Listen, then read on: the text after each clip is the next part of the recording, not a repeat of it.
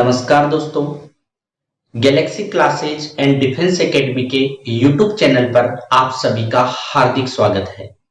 दोस्तों, इस वीडियो में मैं आपको संपूर्ण जानकारी देने वाला हूं आपातकाल के विषय में, जो इमरजेंसी है। दोस्तों, हाल ही में कोरोना नामक वैश्विक महामारी के चलते पूरा देश संकट में है। अपन सब घरों में कैद है।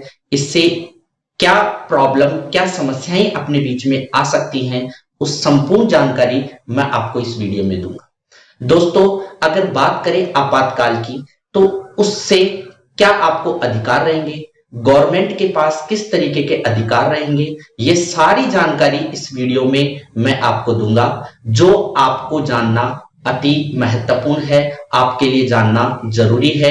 एक भारत के नागरिक हैं, आपको पता होना चाहिए कि किस तरीके की जानकारी जो है वो अपने अधिकारों में रहेगी, किस तरीके की जो जानकारी है वह गवर्नमेंट के हाथों में रहेगी। तो दोस्तों, इस वीडियो को आप पूरा देखें ताकि आपातकाल इमरजेंसी से संबंधित आपको सारी जानकारी मिल सके, जो आपको जानने के लिए जरूरी है। और साथ में अगर प्रतियोगी परीक्षाओं के हिसाब से भी देखें तो भी क्वेश्चंस जो है वो बार बार पूछे जाते हैं, तो आपका नॉलेज भी बढ़ेगा और प्रतियोगी परीक्षाओं में इससे संबंधित प्रश्न भी पूछे जा सकते हैं। तो दोस्तों, आइए समझते हैं अपन इसको विस्तार से।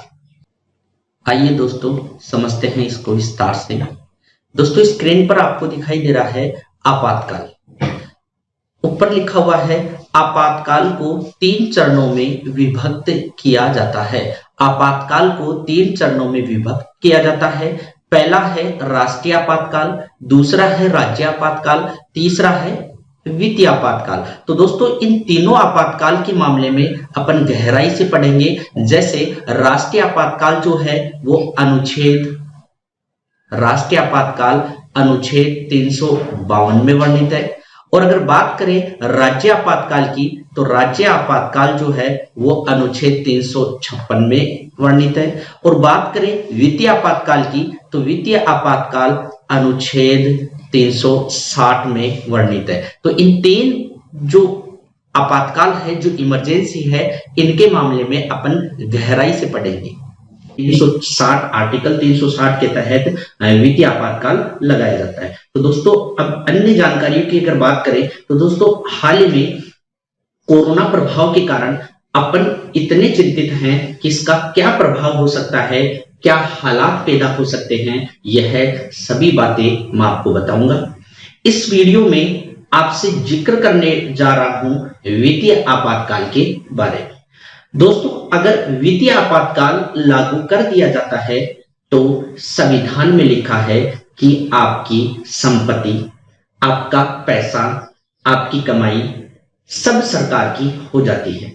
वह पूर्ण रूप से एकाधिकार जो है वो सरकार का हो जाता है। लेकिन अब तक आपातकाल कभी लागू नहीं किया गया है, क्योंकि रेलवे डिपार्टमेंट कभी भी प्रभावित नहीं हुआ है। और चाहे देश में युद्ध की स्थिति ही क्यों ना हुई हो, परंतु आज रेलवे डिपार्टमेंट भी बंद पड़े हैं। इस तरह से पूरा देश लॉकडाउन की स्थिति में है, जिससे अर्थव्यवस्था चरमरा गई है। सेंसेक्स बार बार गिर रहा है।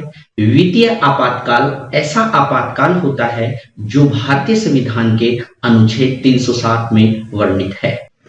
और इससे जो आम लोग होते हैं, उनका जो भी पैसा या उनकी जो भी कमाई होती है वह सरकार की हो जाती है, और सरकार अपने तरीके से इसमें घटा और बढ़ा सकती है या अपने इस्तेमाल के लिए भी काम में ले सकती है। लेकिन आपको इसके बारे में और विस्तार से बताऊं, उससे पहले मैं आपको क्यों ना हमारे संविधान में जो पूरा वर्णित है, जो तीनों आपातकाल वर्णित है, वो मैं आपको बताऊं। भारतीय संविधान में 3 तरह के आपातकाल का जिक्र किया गया है। क्या आप उसके बारे में जानते हैं? यदि नहीं, तो दोस्तों इस वीडियो को जरूर देखें, पूरा देखें। यह वीडियो आपका नॉलेज भी इंप्रूव करेगा, आपका नॉलेज बढ़ाएगा। और साथ में दोस्तों, यह सारी बातें आपको एक भारत के नागरिक होने के नाते आपको जानना भी जरूरी है।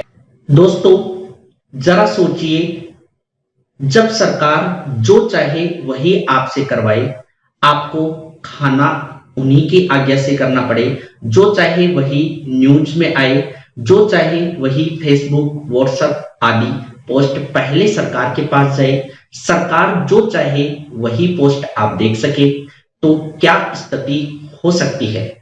अखबार भी वही करे, वही छापे जो सरकार चाहे।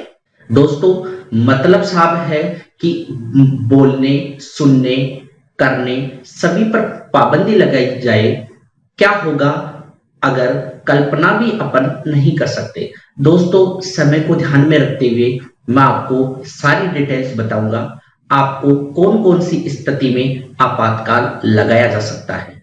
दोस्तों, आंतरिक अशांति फैल जाए तो आपातकाल लगता है, भारी आक्रमण हो जाए तो आपातकाल लगता है, और वित्तीय संकट हो जाए तो आपातकाल लगता है। मतलब वित्तीय संकट जो है उसकी साख को खतरा हो तो आपातकाल लगता है। दोस्तों, इन तीनों स्थितियों में आपातकाल लागू होता है। सबसे पहले भारतीय अनुच्छेद 352 के बारे में आपसे बात करूं। तीन मैंने आपको आपातकाल बताए थे। पहला आपातकाल राष्ट्रीय आपातकाल जो 352 के तहत होता है। दूसरा आपातकाल राज्य आपातकाल जो अनुच्छेद 356 के तहत होता है। फिर तीसरा आपातकाल जो वित्तीय आपातकाल होता है जो अनुच्छेद 360 के तहत होता है। तो हाल ही में अभी मैं आपसे बात कर रहा हूं अनुच्छेद 352 में। इन तीनों स्थितियों में आपातकाल होता है। सबसे पहले भारतीय अनुच्छेद 352 के बारे में मैं आपसे जिक्र करूं, जिसमें कहा गया है राष्ट्रीय आपातकाल। दोस्तों, यह काफी विकट स्थिति में लागू होता है।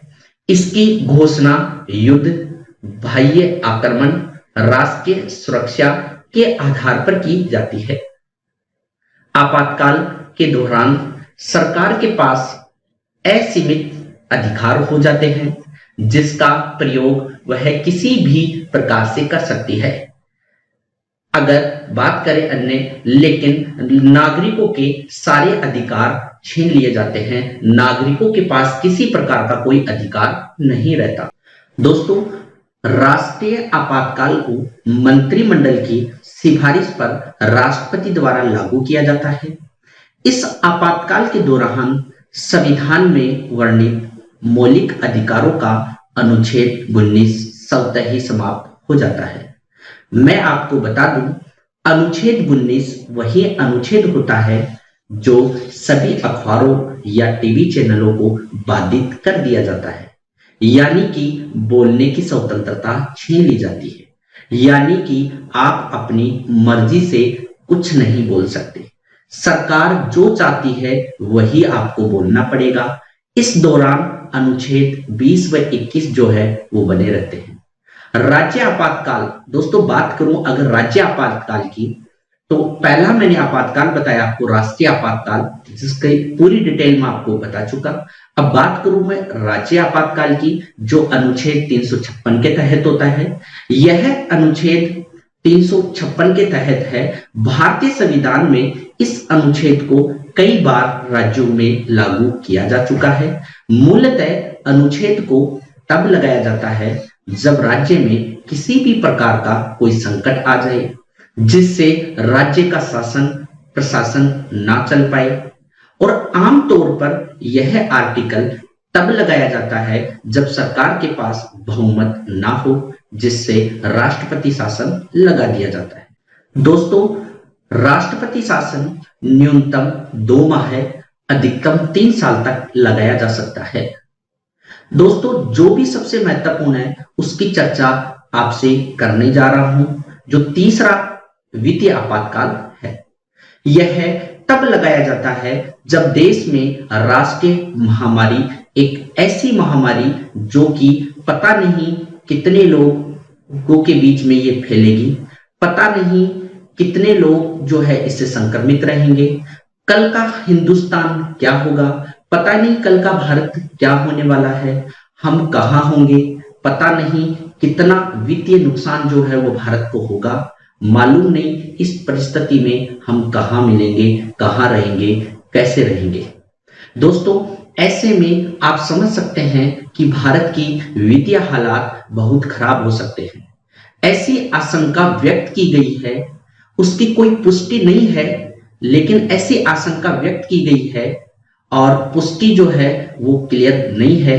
हो सकता है सरकार ऐसी परिस्थितियों से निपटने के लिए ऐसा कदम उठाए, परंतु वित्तीय आपातकाल को भारत में अभी तक एक बार भी लागू नहीं किया गया है दोस्तों। परंतु संविधान में इसे अच्छी तरीके से परिभाषित किया गया है, संविधान में इसे बहुत अच्छे से समझाया गया है। अनुच्छेद 360 के तहत वित्तीय आपातकाल तब लागू होता है जब राष्ट्रपति को पूर्ण आभास हो जाए कि देश में ऐसा संकट बना हुआ है जिसके कारण भारत अपनी वित्तीय स्थायित्व या साख को खतरा है, सरकार दिवालिया होने के कगार पर है, भारत की अर्थव्यवस्था पूरी तरीके से ध्वस्त होने के कगार पर है।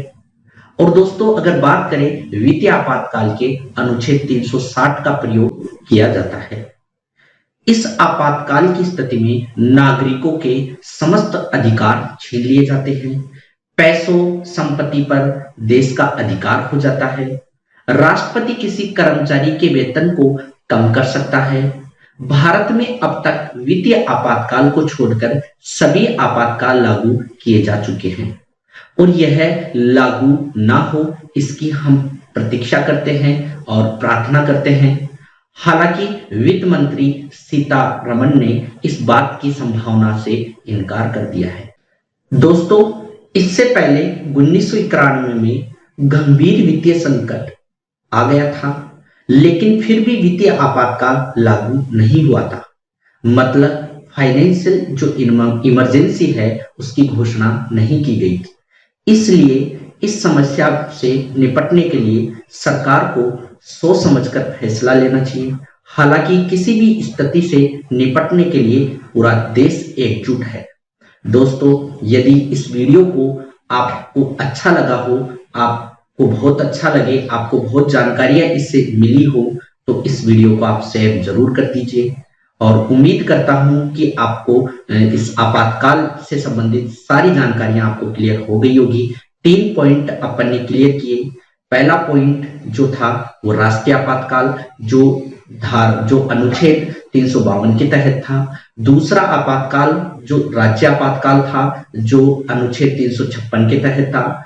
तीसरा जो है वो 360 और वह वित्तीय आपातकाल था। इन सभी की जानकारी जो है अपन जुटा चुके हैं। मैं उम्मीद करता हूं कि आपको अच्छे से क्लियर हुआ होगा। धन्यवाद दोस्तों।